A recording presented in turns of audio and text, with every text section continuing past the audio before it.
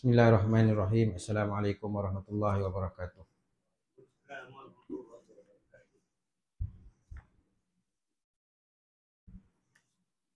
Jadi kita mula dengan Asmaul Husna. Nas'aluka ya man huwa Allahul ladzi la ilaha illa huwar rahmanur rahim. الملك القدوس السلام المؤمن المهيمن العزيز الجبار المتكبر الخالق البارئ المصور الغفار القهار الوهاب الرزاق الفتاح العليم القابض الباسط الخافض الرافع المنعز المزيل السميع البصير الحكم العدل اللطيف الخبير الحليم العظيم الغفور الشكور العلي الكبير الحفيظ المقيت الحسيب الجليل الكريم الرقيب المجيب الواسع الحكيم الودود المجيد الباعث الشهيد الحق الوكيل القوي المتين الولي الحميد المحصي المبدئ المعيد المحيي المميت الحي القيوم الواجد الماجد الواحد الصمد القادر المقتدر المقدم المؤخر الأول الآخر الظاهر الباطن الوالي المتعالي البر التواب المنتقم العفو رؤوف المالك المكيز الجلال والإكرام المقسط الجامع الغني المغني المانع الضار النافع النور الهادي البديع الباقي الوارث الرشيد الصبور الذي ليس كمثله شيء وهو السميع البصير اللهم صل أفضل صلاة على أسعد المخلوقات كسيدنا محمد وعلى آله وصحبه وسلم عدد معلوماتك ومداد كلماتك كلما ذكرك ذاكرون وغفل عن ذكره الغافلون. الفاتحة إلى أرواح والدينا ووالديكم وإلى أرواح المسلمين والملائكة عما وإلى النبي مصطفى رسول الله صلى الله عليه وسلم الكرام. الفاتحة. أعوذ بالله من الشيطان الرجيم. بسم الله الرحمن الرحيم. الحمد لله رب العالمين الرحمن الرحيم مالك يوم الدين إياك نعبد وإياك نستعين اهدنا الصراط المستقيم صراط الذين أنعمت عليهم غير المغضوب عليهم ولا الضالين آمين. أعوذ بالله من الشيطان الرجيم. بسم الله الرحمن الرحيم. الحمد لله رب العالمين والصلاة والسلام على أشرف الأنبياء والمرسلين وعلى آله وصحبه أجمعين. اللهم ارزقنا يا ربي فهم النبيين وحفظ المرسلين وإلهام الملائكة المقربين في عافية يا أرحم الراحمين. رب زدنا علما وارزقنا فهما، وصلى الله على سيدنا محمد وعلى آله وصحبه وبارك وسلم، والحمد لله رب العالمين. قال رب اشرح لي صدري ويسر لي امري واحلل عقدة من لساني يفقهوا قولي. رب يسر ولا تعسر يا كريم، رب يسر ولا تعسر يا كريم، رب يسر ولا تعسر يا كريم. Assalamualaikum warahmatullahi wabarakatuh. Tuan-tuan perempuan yang dirahmati Allah Subhanahu wa taala. Alhamdulillah. Pagi ni waktu duha ni kita sambung kuliah kita menggunakan kitab Qalbun Salim. Muka surat 495. Jadi di dua minggu lepas saya ada bagikan doa yang diajar oleh Nabi SAW kan. Ada saya tangkap gambar lagi ambil kan. Jadi kita ulang balik doa tu yang Nabi suruh kita baca waktu pagi. Ini berkaitan dengan tawakal. Waktu pagi 7 kali, waktu petang 7 kali. Iaitu doa tu hasbiyallahu la ilaha illa wa alaihi tawakkaltu wa huwa rabbul arsyil azim. Hasbiyallahu la ilaha illa wa alaihi tawakkaltu wa huwa rabbul arsyil azim. Hasbiyallahu la ilaha illa wa alaihi tawakkaltu wa huwa rabbul arsyil azim. Hasbiyallahu la ilaha illa wa alaihi tawakkaltu wa huwa rabbul arsyil azim. Hasbiyallahu la ilaha illa wa alaihi tawakkaltu wa huwa rabbul arsyil azim. Hasbiyallahu la ilaha illa wa alaihi tawakkaltu wa huwa rabbul arsyil azim. Hasbiyallahu la ilaha illa wa alaihi tawakkaltu wa huwa rabbul arsyil azim. Baca tu Nabi kata kan, 7 kali baca waktu pagi, waktu petang. Allah akan mudahkan urusan kita, Allah selesaikan urusan kita dunia dan akhirat. Kita masuk muka surat 2495, 3 rukun tawakal. Bismillahirrahmanirrahim. Qala musannif rahimahullahu taala wa nafa'ana bi ulumi fid daraini amin. Kitab ni nampak macam dah nak habis dah. Walaupun nak habis ni mungkin 2-3 kali, 4 kali lagi kot. 3 rukun tawakal. Ketahuilah tawakal mempunyai 3 rukun.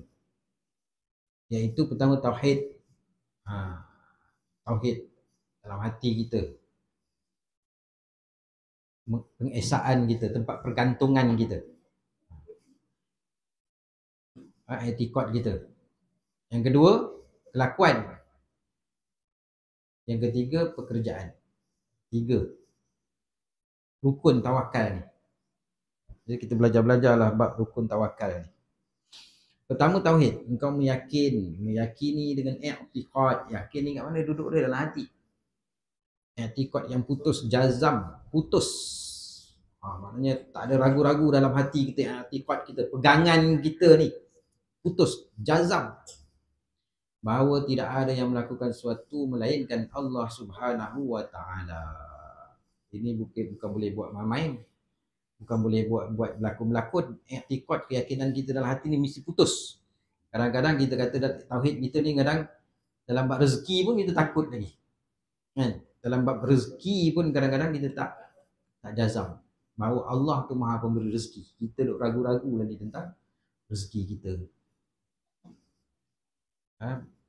Apalah budak ni esok nak makan apalah budak ni. Esok kalau ayah tak ada.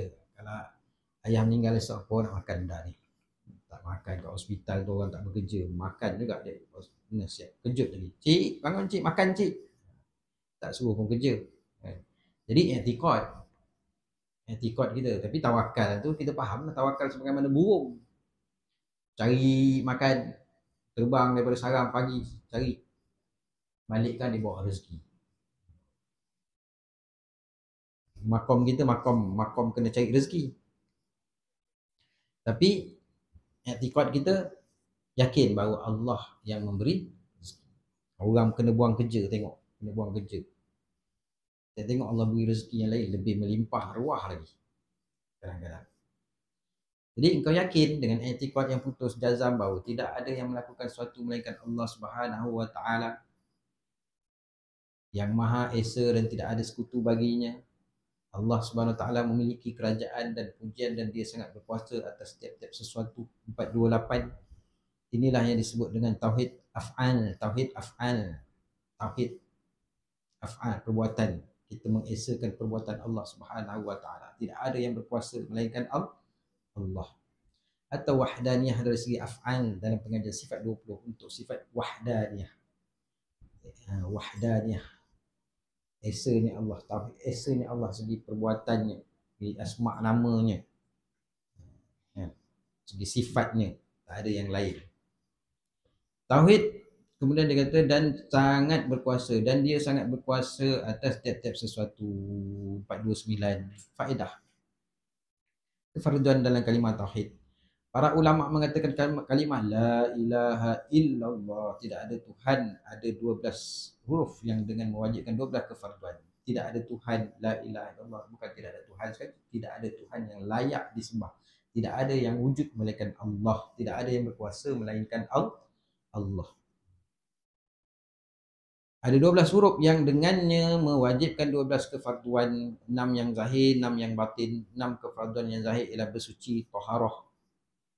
La ilaha illallah tu kita ada 12 huruf. 1, 2, 3, 4, 5, 6, 7, 8, 9, 10, 11, 12. 12 huruf.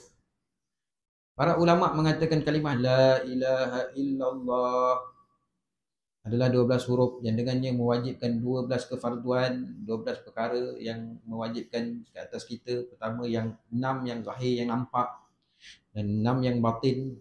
6 kefarduan yang zahir itulah bersuci, bab taharah, solat, zakat, puasa, haji dan jihad.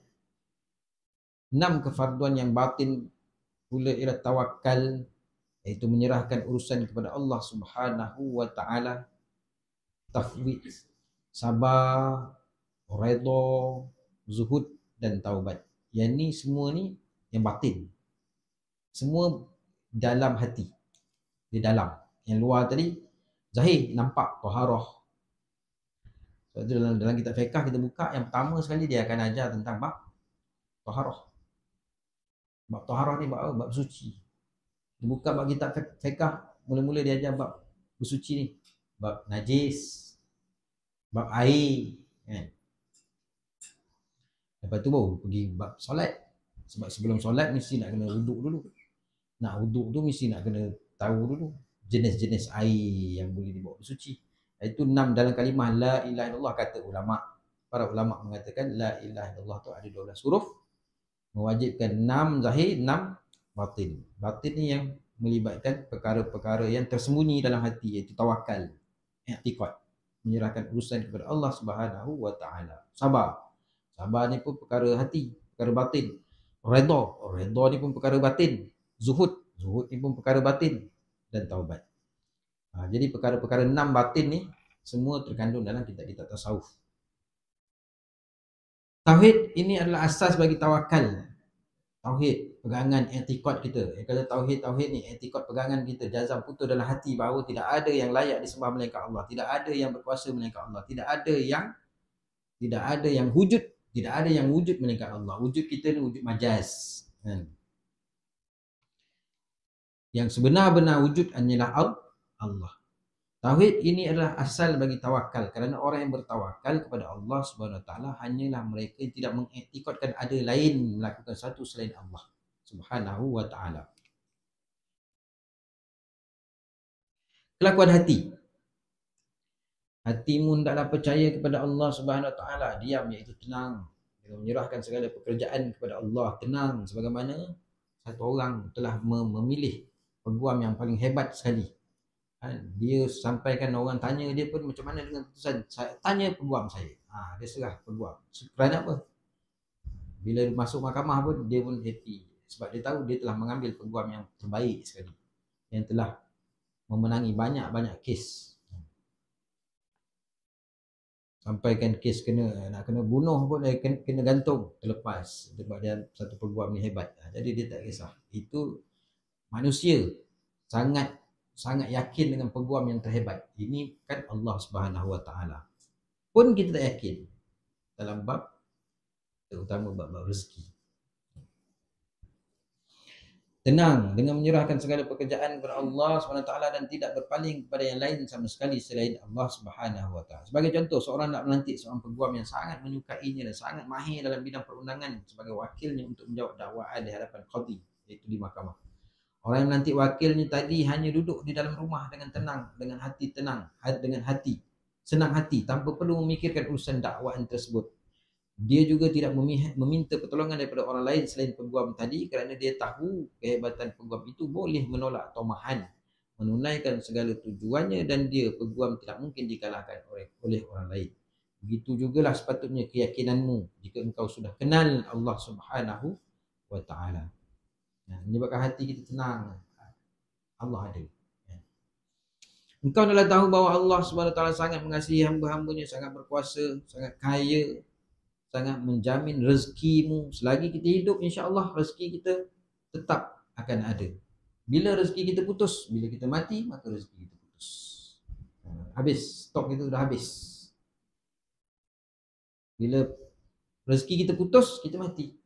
Selagi kita hidup, pasti ada rezeki. Kerana kita ni lahir dengan rezeki sekali. Tidak boleh tidak engkau hendaklah menyerahkan kepada Allah SWT dalam urusan rezekimu dan lain-lain. Janganlah melihat selain daripada Allah SWT kerana semuanya lemah dan berhajat kepada yang lain. Semuanya lemah. Semuanya lemah. Semua berhajat. Kita ni berhajat. Allah tidak berhajat. Qul huwallahu ahad. Allahus samad. Allah itulah tempat bergantung, tempat hajat. Seperti kamu juga, mereka tidak boleh memberi rezeki kepadamu. Jika kamu tidak bertawakal kepada Allah Subhanahu Wa Taala, tidak putus pergantungan kepada makhluk dan tidak putus pergantungan kepada makhluk, maka itu menunjukkan kelemahan keyakinanmu disebabkan syak atau kerana yakin masih belum menguasai hati, kerana ada perasaan takut dalam hatimu. Haram pun haram lah kan, tak berani kan, tempat lain tak tahu lagi. Jadi sayang nak meninggalkan satu pekerjaan walaupun tempat pekerjaan tu mengandungi perkara-perkara yang haram kan, tak berani nak tinggalkan tempat dia. Takut dengan rezeki kan. Sanggup kalau kata kerja tempat ni tak boleh semayang, tak apa, tak semayang pun tak apalah, sebab tempat lain belum tentu lagi. Susah sekarang nak cari kerja. Takut rezeki tu kan. Kerana ada perasaan takut dalam hatimu. 430 Imam Al-Haddad berkata, pokok tawakal ialah teguhnya hati dengan meyakini bahawa semua perkara terserah dalam kekuasaan Allah Subhanahu Wa Taala dan kawalannya. Tidak ada mudarat atau manfaat, tidak ada pemberi dan penahan melainkan Allah. Kemudian dalam hati itu berasa aman, bertenang kepada janji-janji Allah Subhanahu Wa Taala dan jaminannya, sehingga dia iaitu seseorang tidak berasa gentar dan bergoncang ketika ditimpa kesusahan atau kecelakaan, atau sehingga dia tidak berasa takut dan bimbang. Kita ni orang Islam tak ada rasa takut, tak rasa bimbang sebenarnya. Malah segala urusan hal ehwalnya, yang penting atau tidak penting, semuanya dikembalikan dan diserahkan hanya kepada Allah Subhanahu Wa Taala semata-mata. Serah kepada Allah Subhanahu Wa Taala. Walaupun ada yang dipergantungkan kepada manusia, maka demikian itu hanyalah pada lahirnya saja, tidak menyentuh batinnya. Dan hal itu akan berlaku sesuai dengan petunjuk perintah Allah sebagaimana ditentukan oleh syariah. Lihat An-Nasahid Ad-Diniyah muka surat 420 dan Nasihat Agama dan Wasiat Iman muka surat 510. 3 kelakuan hati. Apabila engkau telah mengetahui bahawa tawakal itu berkaitan dengan hati, iaitu hati mempercayai Allah Subhanahu Wa Taala dan tidak berpaling kepadanya lain selain Allah Subhanahu Wa Taala, maka hendaklah engkau tahu juga bahawa hati ada 3 kelakuan, 3 tingkatan, iaitu 431. Disebut juga dengan 3 tingkatan tawakal. Pertama, sesuatu yang telah disebut oleh hamba, iaitu engkau percaya dengan wakil, iaitu peguam yang bijak, selepas engkau percaya sayangnya dia kepadamu, di samping keupayaannya menolongmu untuk menang di mahkamah. Itu hakim, umpama hakim dia, kita dah bayar hakim ni pula, dia kata kalau aku menang ni, duit dan tu dapat ke aku. Jadi dia sehabis baik dia buat supaya kita ni menang. Sehabis hujah dia keluarkan untuk menyelamatkan kita, untuk menang kes kita, nak menangkan kita dalam kes tersebut. Maknanya kita serah kepada Allah. Yang kedua, lebih kuat daripada yang pertama, iaitu seperti kelakuan seorang budak yang percaya kepada ibunya. Dia akan minta tolong daripada apa sahaja yang berkaitan dengan dirinya, seperti lapar, dahaga, kerana percaya dengan kasih sayang ibunya terhadapnya. Dia lapar kan, dia menangis, dia pasti tahu kan, budak kecil dia lapar, dia menangis, dia pasti tahu mak dia kan, walaupun tengah tidur akan bangun. Kelakuan mak bangun lah, ayah relax kan. Kalau nangis saya tidur letih. Kelakuan yang kedua tidak diperoleh dengan usaha dan berfikir, berbeza dengan kelakuan yang pertama tadi. Kelakuan yang kedua tadi tidak diperoleh dengan usaha dan berfikir, berbeza dengan kelakuan yang pertama. Nah, kelakuan yang kedua ni tinggi lagi. Kelakuan yang pertama macam budak, anak-anak yang percaya kat mak dia, mak bapak dia. Ketiga lebih tinggi daripada yang kedua. Orang yang bertawakal kepada Allah SWT seperti orang yang sudah meninggal dunia di hadapan orang yang bertanggungjawab memandikan mayat. Oh, ni lagi ya. Tawakal yang kedua. Orang yang bertawakal kepada Allah SWT seperti orang yang sudah meninggal dunia di hadapan orang yang bertanggungjawab memandikan mayat, atau seperti seorang budak di hadapan ibunya. Oh, mayat macam mana? Tak ada dia nak. Jangan sakit-sakit. Jangan gosok situ. Dia biar je. Orang tekan perut pun dia biar. Ataupun seperti seorang budak di hadapan ibunya, dia tahu bahawa ibunya akan mengambilnya walaupun dia tidak menangis, mendukungnya walaupun dia tidak menarik-narik tepi kainnya, dan dia akan menyusukannya walaupun tidak meminta untuk disusukan. Ini tahap lagi tinggi. Tawakal kepada Allah ni, dia kata ada peringkat-peringkat dia. Tapi peringkat-peringkat ni tengok pula makom kita ada peringkat mana kan? Ada kita ni makom usaha, kena usaha kan? Lebih tinggi daripada yang kedua. Orang yang bertawakal kepada Allah Subhanahu wa taala seperti orang yang sudah meninggal dunia di hadapan orang yang bertanggungjawab memandikan mayat, atau seperti seorang budak di hadapan ibunya. Dia tahu bahawa ibunya akan mengambilnya walaupun dia tidak menangis, mendukungnya walaupun dia tidak menarik-narik tepi kainnya, dan akan menyusukannya walaupun dia tidak minta untuk disusukan.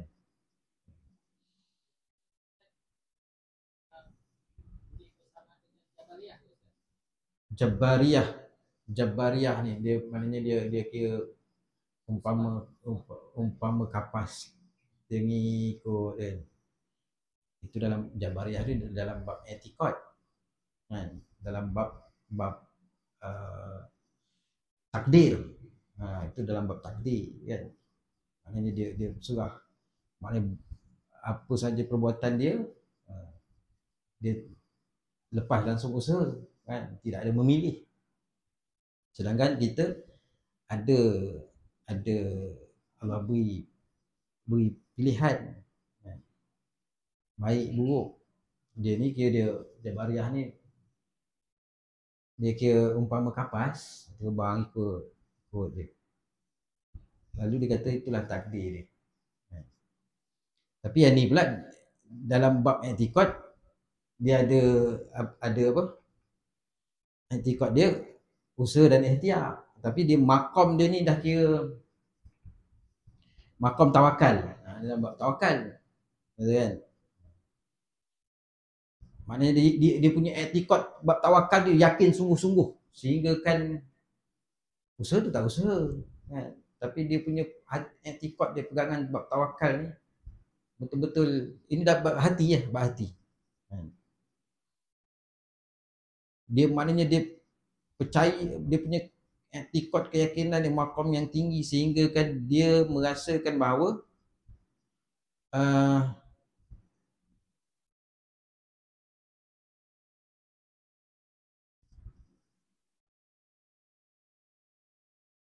seorang budak dah dapat ibunya, maknanya kalau tak macam mana nak cakap tapi tak sama dengan Jabariyah tadi lah. Jabariyah bab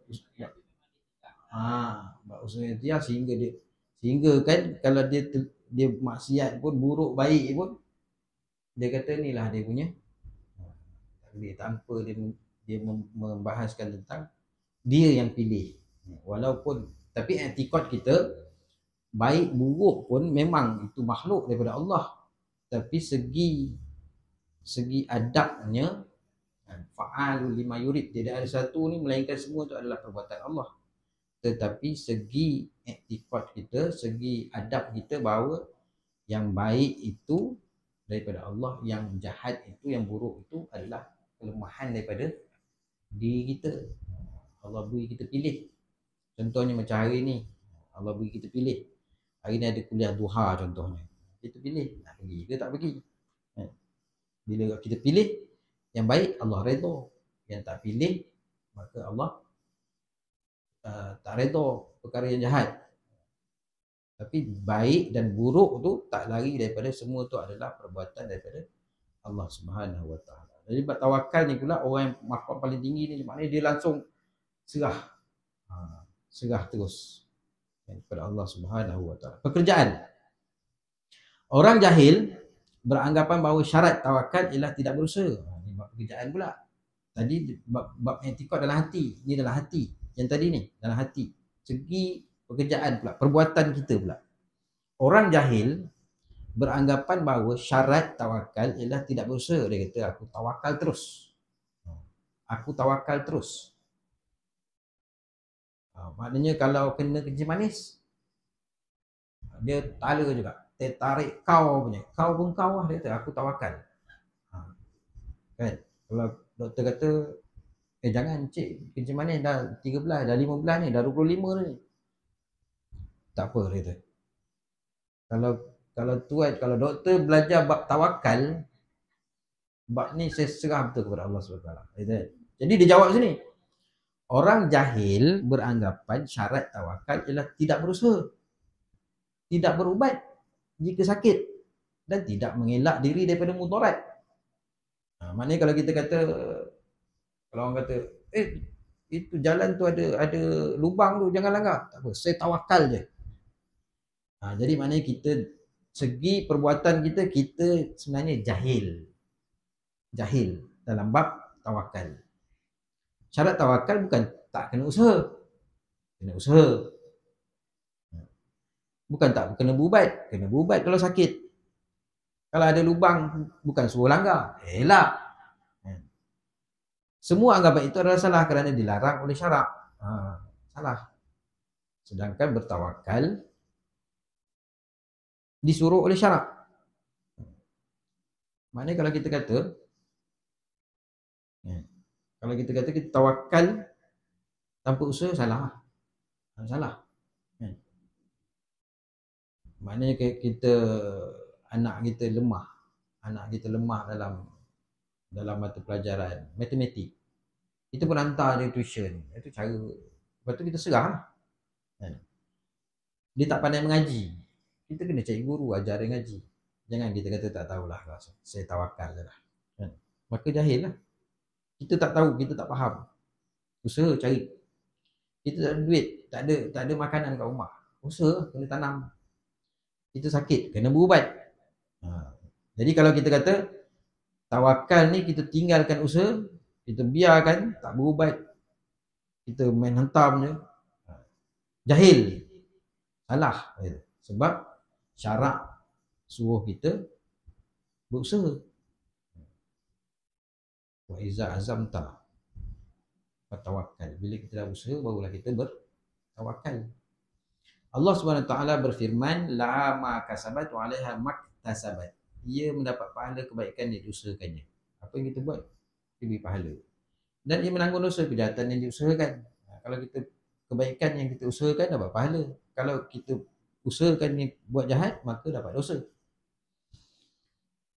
432. Tingkatan ini tidak jauh beza dengan pembagian oleh Imam Ghazali dan Ibn Ujaibah. Bagi mereka tawakal ada 3 tingkatan. Paling rendah bersama Allah seperti muwakil, orang yang mewakilkan seorang bersama wakilnya yang baik dan ramah. Kedua, pertengahan bersama Allah seperti anak bersama ibu. Dia tidak akan melakukan sesuatu kecuali untuk ibunya. Ketiga, paling tinggi bersama Allah seperti orang sakit dengan doktor. Paling rendah bersama Allah seperti mewakilkan orang yang mewakilkan seseorang bersama wakilnya yang baik dan ramah. Paling rendah. Seperti muwakil, iaitu orang yang mewakilkan seseorang bersama wakilnya yang baik dan ramah. Sama macam tadi. Dia tawakal, dia rendah hari. Pertengahan. Bersama Allah seperti anak bersama ibunya. Kita ni dengan Allah, kita bergantung dengan Allah, ni paling rendah dia kata. Paling rendah sekali tawakal ni pada kata Imam Ghazali. Ini pembahagian oleh Imam Ghazali dan Ibnu Ujaibah. Paling rendah sekali pergantungan kita dengan Allah seperti mewakilkan sesuatu orang, wakilkan seorang yang baik dan yang ramah. Maknanya kita pergantungan kita, tawakal kita dengan Allah tu, maknanya kita serah, kita serah sebagaimana satu orang wakil buat berapa tadi, settlekan, selesaikan. Yang kedua, bersama Allah, pergantungan kita tu seperti anak bersama ibu. Dia takkan melakukan sesuatu kecuali untuk ibunya. Yang ketiga, bersama dengan Allah, bersama Allah seperti orang sakit dengan doktor. Doktor yang akan rawat, settlekan. Percaya doktor dicucuk pun tak kena kat urat sini, sakit. Tak maaf cik, urat tak nampak, saya cucuk sini, cucuk lah. Dia cucuk pula sini, cucuk. Dia pun ketuk-ketuk, tak masuk lagi. Tangan sebelah cik je, sawalah pun sawalah lah. Kan? Cuba rumah buat. Kan? Dah mak kami marah doktor buat. Pengalaman saya lah. Bila pergi kat hospital, dia cuci luka tu, kontrol, relax. Bunyi pun tak. Masuk. Kaki tu naik sikit je. Tu kaki tu kalau dengan rumah kan.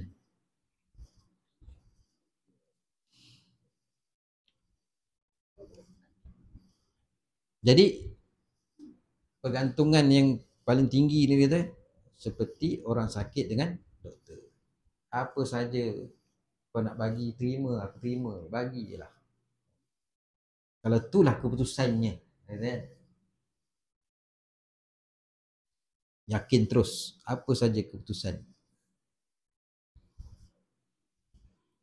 Perbezaan antara setiap tingkatan, apa beza dia? Tingkatan pertama kadang-kadang terdetik.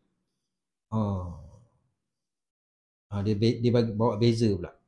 Tadi kita tingkatan dia. Tingkatan pertama ni kadang-kadang terdetik di dalam hati fikiran rasa curiga juga dengan orang yang diwakilkan. Memang dah tahu peguam ni handal, tapi kat rumah tu minta menang. Dia takut juga. Memang kita tawakal kita dengan Allah tinggi, tapi kadang-kadang terdetik juga. Terdetik juga. Itu kira paling rendah. Tingkatan kedua, tidak ada rasa curiga, tetapi selalu bergantung dengan ibu ketika memerlukan sesuatu. Budak kecil, dia tak kisah dia. Dia memang dia ada mak dia, ada ayah dia. Dia tak takut. Bab makan ke, dia tak tahu ayah dia baru kena buang kerja ke apa ke, kan? Dia selagi ada ayah dia, dia sangat bergantung. Ada mak dia, selagi tu dia tahu dia takkan lapar punya. Tingkatan yang ketiga, tidak ada rasa curiga dan tidak ada rasa kebergantungan terhadap satu kerana dirinya telah fana. Dirinya tengah fana dan sentiasa melihat apa yang dilakukan oleh Allah Subhanahu Wa Taala terhadap apa yang dilakukan oleh Allah terhadap dia terima, memang terima. Itu makom nampak macam sama tapi tak sama lah, kan? Dia ada tinggi, tengahan, rendah. Kalau masih lagi terdetik dalam hati, rasa curiga terhadap orang yang diwakilkan, maknanya maqam kita masih maqam yang paling rendah lah. Masih lagi masih lagi mula-mula kan semangat. Lepas tu sampai ujung,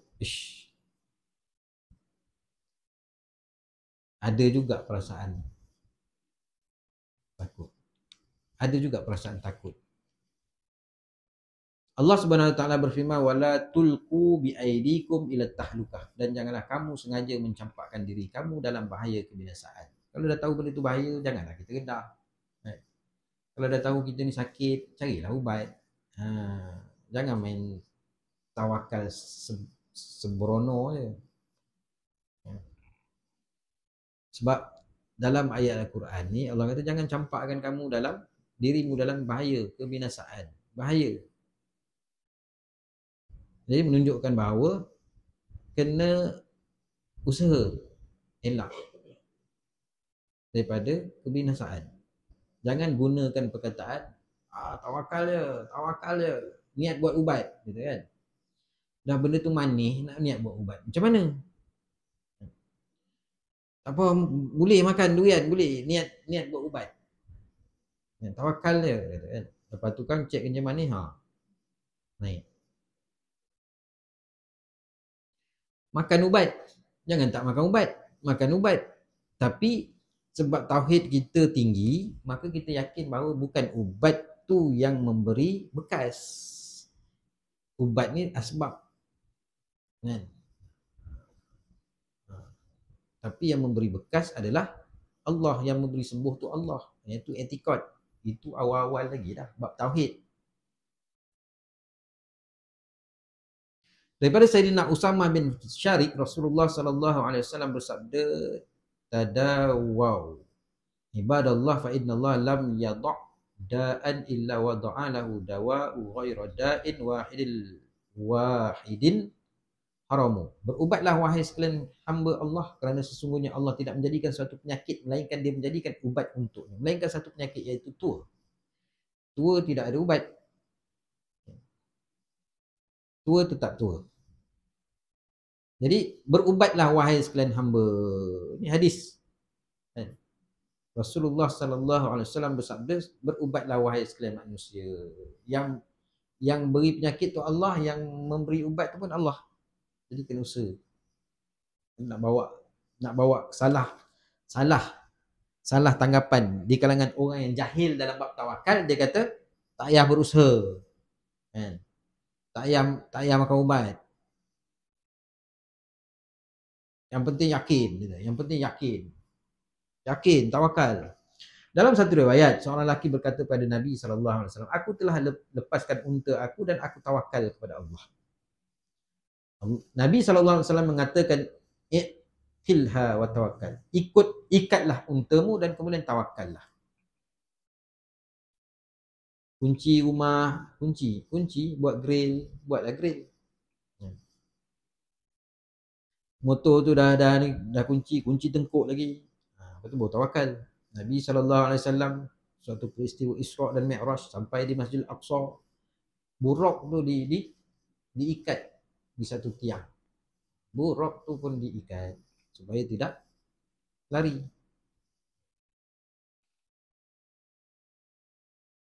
Ikatlah untamu, kemudian tawakal. Barulah kita boleh tawakal. Saya dah buat dah, saya dah usaha dah, tapi tak jadi juga. Itulah dinamakan takdir, dah tertulis sejak azali. Tapi kita dah usaha. Jadi bila kita faham, kita pun yalah, benda dah kita dah usaha. Kerana bukan hak kita, kan? Allah yang maha berkuasa.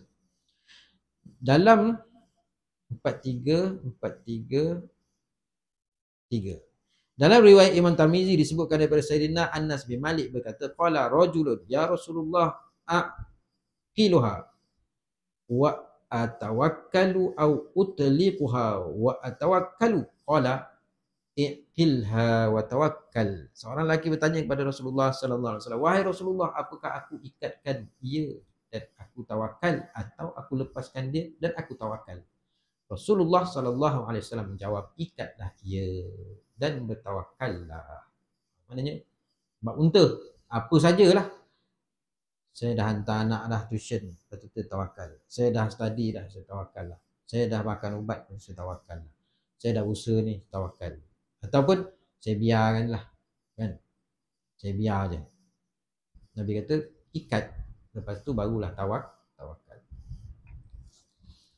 Usaha dulu sebagaimana burung, cari makan dulu.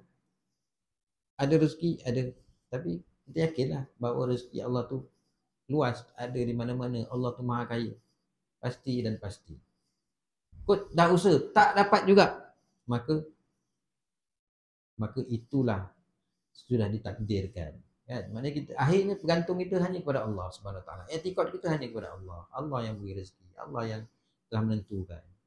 Tak adalah kita nak jadi, nak membebel tak tentu hala, nak mengamuk-ngamuk sampai kan sehingga kan terkeluar perkataan yang menyebabkan keluar daripada, gelincir daripada akidah kita. Tawakal yang benar adalah setelah usaha. Allah Subhanahu Wa Taala memerintahkan kepada hamba-Nya untuk berusaha, sebab seperti mana dia juga memerintahkan usaha ni, sebab kita ni makam usaha. Seperti mana dia juga memerintahkan mereka untuk bertawakal. Tawakal pun disuruh, usaha pun disuruh. Oleh itu berusahalah, iaitu melakukan sebab. Cari sebab. Cari sebab. Dengan anggota badan adalah salah satu bentuk ketaatan kepadanya. Usaha tu juga satu bentuk ketaatan. Dan bertawakal kepadanya dalam hati, dengan hati adalah tanda kewujudan iman kepada Allah, kepada Allah Subhanahu Wa Taala. Usaha, ikhtiar, tawakal. Itu yang benar kita, yang benar. Jadi fahamlah kita. Firman Allah SWT, فَإِذَا قُضِيَتِ الصَّلَاةُ فَانْتَشِرُوا فِي الْأَرْضِ وَابْتَغُوا مِنْ فَضْلِ اللَّهِ وَاذْكُرُوا اللَّهَ كَثِيرًا لَعَلَّكُمْ تُفْلِحُونَ. Kemudian setelah selesai solat, maka bertebaranlah kamu di muka bumi dan carilah apa yang kamu hajati daripada limpah kurnia Allah, serta ingatlah akan Allah sebanyak-banyak dalam segala ketaatan, supaya kamu berjaya di dunia dan di akhirat. Habis solat ni surah Jumaah. Habis solat, maka bertebaranlah cari rezeki. Firman Allah Subhanahu Wa Taala, wa a'iddu lahum mastata'tum min quwwatin wa min ribatil khail. Dan sediakanlah untuk menentang mereka musuh yang menceroboh segala jenis kekuatan yang dapat kamu sediakan, daripada pasukan-pasukan berkuda yang lengkap. Sediakan. Musuh kita dah tahu musuh ni kuat. Sediakan, sebagaimana Nabi SAW dalam peristiwa perang Khandaq. Usaha gali parit. Nabi itu usaha gali parit. Nabi ada baju besi dia, Nabi ada topi besi dia untuk mengelak daripada senjata musuh. Nabi, takkan Nabi tak tawakal? Nabi tak ada setinggi-tinggi tawakal, tapi Nabi juga berusaha melindung diri. Rasulullah SAW bersabda, yang atas balik, setelah selesai membicarakan tentang tawakal, hamba akan mula membicarakan tentang cinta kepada Allah Subhanahu Wa Taala. Kerana tawakal adalah sebab bagi cinta kepada Allah Subhanahu Wa Taala kepada orang yang bersifat dengannya. Tawakal tersebut.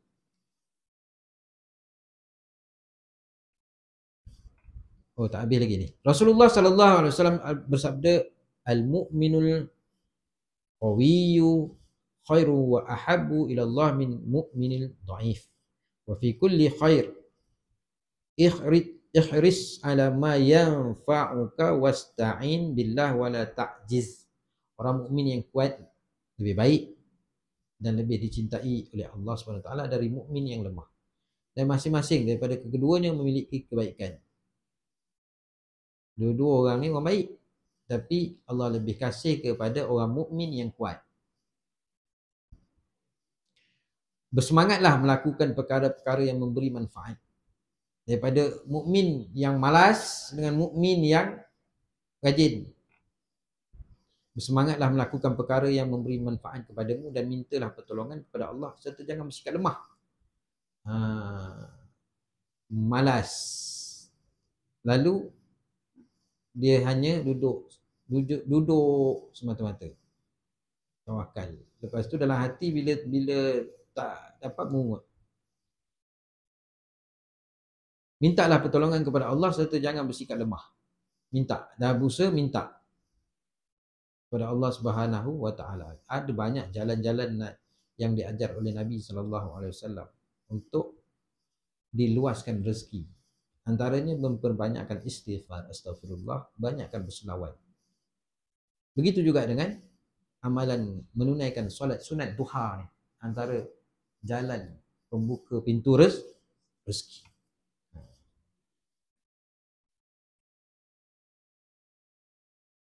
Dalam hadis lain Rasulullah sallallahu alaihi wasallam sabda, inna atyaba ma akala rajulu min kasbihi. Sungguh sebaik-baik rezeki ialah apa yang dimakan oleh seorang lelaki termasuk perempuan daripada usahanya sendiri. Maknanya orang yang bekerja sendiri lebih baik daripada kalau nak ikut kan. Sesungguh sebaik-baik rezeki yang dimakan oleh seorang lelaki atau perempuan daripada usahanya sendiri. Dia sendiri usaha buat niaga apa kan, itu yang terbaik. Sahra bin Abdullah At-Tusari 283 Hijrah, ahli zuhud yang terkenal. Orang zuhud. Zuhud ni orang yang dia meninggalkan perkara yang walaupun perkara tu halal tapi dia meninggalkan. Benda halal dia tak berlebih-lebih, ambil sekadar perlu. Ahli zuhud yang terkenal berkata, siapa yang mencela tawakal maka dia telah mencela iman. Siapa yang mencela usaha untuk mencari rezeki maka dia telah mencela sunnah Rasulullah sallallahu alaihi wasallam. Apa kojo? Kan? Tak payah kojo, tawakal dia. Dia mencela usaha untuk mencari rezeki maka dia telah mencela sunnah Rasulullah sallallahu alaihi wasallam.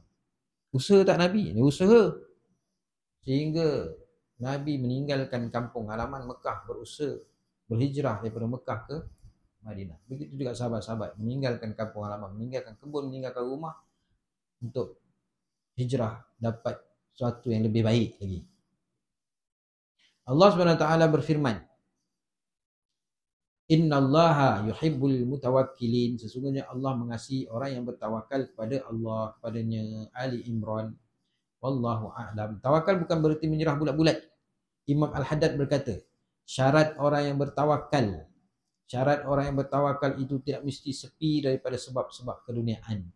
Malah ada kalanya bersangkut paut dengan sebab-sebab yang disertai dengan tawakal. Akan tetapi berlakunya mestilah bergantung sepenuhnya kepada Allah SWT, bukan kepada sebab-sebab tadi. Sebab saya usahalah saya kaya. Sebab saya ni pandai berniaga lah saya jadi kaya. Sebagaimana Qarun. Sehingga kan dia merasakan dia lah yang, sebab kepandaian dia lah, kebijaksanaan dia lah menyebabkan dia tu pandai mengumpul harta. Harta makin bertambah. Tanpa kebenaran orang yang bertawakal itu, tanda kebenaran orang yang bertawakal itu hendaklah dia tidak merasa yakin sepenuhnya kepada sebab-sebab keduniaan, ataupun merasa tenang apabila sebab-sebab itu ada. Demikian pula dia tidak gentar atau goncang apabila sebab-sebab itu tidak ada atau tergendala. Ada kalanya seorang itu sepi daripada sebab-sebab keduniaan, akan tetapi dia tidaklah pula dikatakan bertawakal kepada Allah SWT selama mana dia tetap bergantung kepada sebab-sebab itu dan menadah tangan kepada orang yang mengharapkan belas kasihan mereka. Kemudian bahawasanya sebab-sebab keduniaan itu terbagi kepada dua, sebab keagamaan, sebab keduniaan. Adapun sebab-sebab keagamaan umpamanya ilmu-ilmu yang berguna, amalan soleh yang wajib dikerjakan. Setiap Muslim harus menunaikan semua pekerjaan itu dan mengamalkannya seperti menyerahkan perkara itu kepada Allah SWT, bukan kepada amalan itu sendiri. Kita buat ilmu yang berguna, amal yang soleh yang wajib dikerjakan. Setiap Muslim harus menunaikan semua pekerjaan-pekerjaan tadi, pekerjaan-pekerjaan agama tadi, menuntut ilmunya dengan beramalnya, melakukan perkara-perkara wajib, perkara-perkara sunat, apa semua kita amal, serta menyerahkan perkara itu kepada Allah SWT, bukan kepada amal itu sendiri. Serah kepada Allah Subhanahu wa taala. Kita bukanlah kerana amal kita tadi. Amal tu wajib, kan? Maka bukanlah kita merasakan kerana banyak amal, kerana banyaknya amal kita, maka kita akan dimasukkan ke dalam syurga. Bukan sebab amal. Apa semua pun pergantungan kita kepada Allah Subhanahu wa taala, dengan rahmat Allah. Kita dapat melakukan amal pun bukan sebab usaha kita, kan? Bukan sebab usaha kita, sebab Allah pilih. Kalau kita tak buat pun, Allah pilih orang lain. Ada pun sebab-sebab keduniaan seperti pekerjaan, perindustrian dan seumpamanya daripada sebab-sebab yang menimbulkan penghasilan untuk kehidupan sehari-harian. Sebab-sebab serupa itu tidak harus ditinggalkan oleh manusia kerana dia sangat perlu untuk kehidupan. Keperluan kita. Keperluan kita. Tak boleh tinggal. Sebab kita hidup dalam dunia ni nak kena makan, nak kena ada rumah, nak ada kenderaan. Sebab serupa tidak harus ditinggalkan oleh manusia kerana ia sangat perlu untuk kehidupan dan tidak boleh diabaikan begitu saja, kecuali jika orang itu lemah, tidak berdaya untuk berusaha atau bergerak untuk mencari rezeki. Ataupun jika dia memang digolongkan daripada hamba-hamba Allah dan ahli ilmu ma'rifat dan ahli yakin. Ini dah. Ataupun dia ni memang digolongkan daripada hamba Allah, iaitu ahli ilmu ma'rifat dan ahli yakin. Sebab tu dalam kitab hikam, kitab tasawuf yang agak tinggi, dia membahaskan tentang makom-makom manusia ni. Ada yang makom yang dia ahli ma'rifat, ahli yakin. Yang ni dia makom dia dah macam tu, makom dia tu. Jadi kalau kita makom kena usaha. Kalau kita makom kena usaha, tapi kita buat makom ahli ma'rifat, ahli yakin ni, sedangkan kita bukan makom tu, akhirnya bila diuji nanti, akhirnya kita salahkan orang, salahkan Allah. Walau bagaimanapun, tidaklah harus seorang itu meninggalkan sebab-sebab mencari rezeki untuk hidup, melainkan jika dia tidak bertenaga dan lemah, ataupun dia tergolong orang yang dikhususkan untuk satu tugas yang tertentu. Adalah haram hukumnya jika seorang itu duduk menganggur atau tidak mahu bekerja sedang dia boleh bekerja dan memerlukan kepada mata pencarian. Kemudian dia membiarkan dirinya, anak isterinya, kaum keluarganya tersia-sia meminta bantuan makanan atau lain-lain, dan mengharapkan harapan sesuatu yang ada di tangan orang lain. Rasulullah sallallahu alaihi wasallam bersabda, kafa bil mar'i isman ayyudai man yaqutu. Cukuplah seorang itu dianggap berdosa apabila dia mensia-siakan, tidak ambil berat kebajikan orang lain. Orang yang wajib diberi makan, dosa. Anak ditinggalkan, tak beri makan, tak beri nafkah. Isteri tak beri nafkah, dosa. Dosa. Dia mensia-siakan. Riwayat An-Nasa'i dan Abu Dawud mengikut lafaz Imam Muslim, ayyah bisa amman yamliku quwwatahu. Apabila dia menghalang untuk memberi makan kepada orang yang dimilikinya, ahli keluarga ke, orang yang dia milik. Faedah doa Rasulullah sallallahu alaihi wasallam yang menggantungkan tawakal kepada Allah Subhanahu wa taala. Daripada Sayyidina Ibnu Abbas berkata, sungguhnya Rasulullah sallallahu alaihi wasallam berdoa, Allahumma laka aslamtu wa bika amantu wa alaika tawakkaltu wa ilaika anabtu wa bika hasamtu. Allahumma inni a'udzu bi izzatika la ilaha illa anta an tudillani antal hayyul ladzi la yamut wal jinnu wal insu yamutuna. Ya Allah, hanya kepadamu lah aku menyerahkan diri, hanya kepadamu lah aku beriman, hanya kepadamu lah aku bertawakal, hanya kepadamu lah aku bertaubat, hanya kerana-Mu lah aku melawan musuh-musuhmu. Ya Allah, aku berlindung dengan kemuliaan-Mu. Tiada Tuhan selain Engkau, janganlah Engkau menyesatkanku. Engkau yang maha hidup, yang tidak pernah mati, sedangkan jin dan manusia mati. Hadis riwayat Muslim. Bab yang ke-8, cinta kepada Allah Subhanahu wa taala. Insya-Allah kita akan sambung minggu hadapan. Jadi dalam bab ni, bab tawakal ni adalah perkara hati, kan? Perkara hati. Jadi kita bersihkan hati kita, clearkan hati kita daripada merasa ragu-ragu terhadap rezeki yang Allah Ta'ala kurniakan kepada kita ni. Buangkan perasaan syak. Buangkan perasaan tu, clearkan. Kadang-kadang bab tawakal ni kita masih lagi, masih lagi. Tapi kalau kita baca bab ni, dia kuat tawakal tapi ada kadang-kadang tu ada getar-getar longgar sikit tu, itu maknanya makom kita tu, kita punya tawakal pada peringkat yang pertama. Bila dah ada peringkat pertama, naiklah sikit peringkat kedua, kemudian naik lagi peringkat ketiga. Mudah-mudahan insya-Allah. Auzubillahi minasyaitonirrajim. Bismillahirrahmanirrahim. Alhamdulillahirabbil alamin wassalatu wassalamu ala asyrafil anbiya wal mursalin wa ala alihi wasallam. Allahumma arinal haqqan haqqan warzuqna ittiba'ah wa arinal batila batilan warzuqna ijtinabah. Allahumma ya muqallibal qulub tsabbit qulubana ala dinika wa ta'atik. Sallallahu ala sayyidina Muhammad wa ala alihi wasallam. Baraka wassalam. Alhamdulillahirabbil alamin. Assalamualaikum warahmatullahi wabarakatuh. Red.